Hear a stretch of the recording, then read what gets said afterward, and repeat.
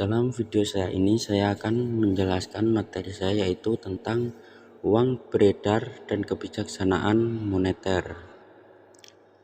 Ya, yang pertama saya akan membahas tentang uang beredar. Sebelum saya menyampaikan secara luas, saya akan membahas mengenai uang yang terdapat dalam perekonomian sangat penting untuk membedakan di antara mata uang dalam peredaran dan uang beredar. Mata uang dalam peredaran adalah seluruh jumlah uang yang telah dikeluarkan dan diedarkan oleh bank sentral. Mata uang tersebut terdiri dari dua jenis, yaitu uang logam dan uang kertas. Dengan demikian, mata uang dalam peredaran sama dengan uang kertas. Sedangkan dalam uang beredar adalah semua jenis uang yang ada di dalam perekonomian, yaitu jumlah dari mata uang dan peredaran ditambah dengan uang giral dalam bank-bank umum. Uang beredar atau money supply dibedakan menjadi dua pengertian, yaitu sebagai berikut. Yang pertama, uang beredar dalam arti sempit. Dalam kepustakaan ekonomi moneter disebut dengan no raw money adalah merupakan penjumlahan dari uang kartal dan uang giral. Uang kartal sendiri diartikan yaitu jenis uang yang menjadi alat pembayaran sah dalam kegiatan jual beli di Indonesia. Penerbitannya dilakukan oleh Bank Indonesia. Hal tersebut diatur dalam UU Pokok Bank Sentral nomor 13 tahun 1968 pasal 26 ayat 1 yang menyatakan bahwa BI Bank Indonesia memiliki hak oktroi untuk menerbitkan uang kertas dan logam di Indonesia. Sesuai dengan aturan hukum yang berlaku, uang kertas memiliki dua jenis, yaitu kertas dan logam. Umumnya nilai uang kartal juga dibedakan berdasarkan bentuknya. Sedangkan uang giral yaitu dana yang tersimpan dalam rekening. Transaksi dengan uang giral bisa dilakukan melalui cek, giro, maupun kartu kredit. Ya, kemudian yang kedua, uang beredar dalam arti luas atau broad money. Berdasarkan sistem moneter Indonesia sering disebut juga dengan likuiditas perekonomian, yaitu merupakan penjumlahan dari no raw money dan quasi money. Quasi money adalah jenis uang yang tidak dapat dipakai setiap saat dalam pembayarannya karena keterikatan waktu, yaitu deposit berjangka dan tabungan dalam rupiah dan valuta asing serta giro valuta asing milik penduduk. Ya, yang kedua dalam pembahasan ini yaitu tentang uang inti. Uang inti atau reserve money merupakan inti dari proses penciptaan uang beredar. Uang inti adalah seluruh uang yang dikeluarkan bank sentral ditambah simpanan dalam bentuk saldo rekening koran milik bank-bank atau masyarakat pada bank sentral. Uang inti diartikan juga penjumlahan antara uang kartal dengan cadangan bank.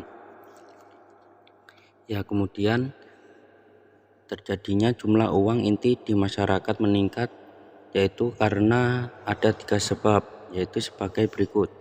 Yang pertama, surplus neraca pembayaran. Yang kedua, defisit APBN yang dibiayai dengan pencetakan uang baru. Yang ketiga, kenaikan kredit bank sentral kepada bank-bank dan kepada lembaga-lembaga lain. Sebaliknya, uang inti berkurang karena ada beberapa hal yang terjadi, yaitu yang pertama defisit neraca pembayaran, yang kedua surplus APBN, yang ketiga penurunan kredit bank sentral. Dan juga perlu dicatat bahwa uang inti yang tersedia di masyarakat bisa berkurang karena yaitu apabila impor meningkat melebihi ekspor atau defisit dalam neraca pembayaran APBN, surplus, pengurangan kredit langsung, dan pengurangan kredit likuiditas dari Bank Indonesia. Kita bisa menulis mengenai penyebab perubahan jumlah uang inti yang beredar. Lanjut yang ketiga yaitu pelipat uang.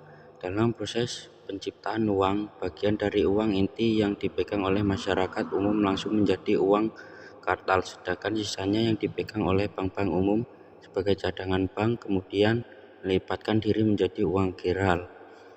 Proses penciptaan uang beredar dari uang inti tersebut diringkas dalam konsep money multiplier yang menghubungkan antara jumlah uang inti dengan jumlah uang beredar. Dan juga perlu diperhatikan di sini makna dari uang kartal dan uang giral. Koefisien uang kartal adalah persentase dari uang yang beredar yang dipegang oleh masyarakat dalam bentuk uang kartal.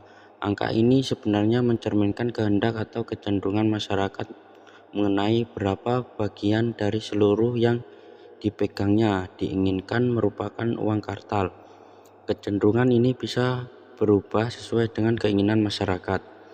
Apabila misalnya bank bersedia membayar bunga atas saldo rekening koran atau deposito, maka uang kartal mungkin menurun. Demikian pula faktor-faktor seperti musim, tingkat kebiasaan masyarakat untuk menggunakan jasa perbankan, banking habit, pendapatan per kapita masyarakat dan sebagainya akan berpengaruh terhadap nilai uang kartal. Sedangkan yang penting untuk diingat di sini adalah bahwa masyarakat yang memutuskan berapa uang kartal yang akan dikehendakinya. Yang kedua, koefisien uang giral, persentase jaminan berapa uang tunai atau uang inti yang dipegang bank-bank umum bagi saldo rekening giro milik masyarakat yang dikelola mereka. Angka persentase setiap negara itu berbeda-beda.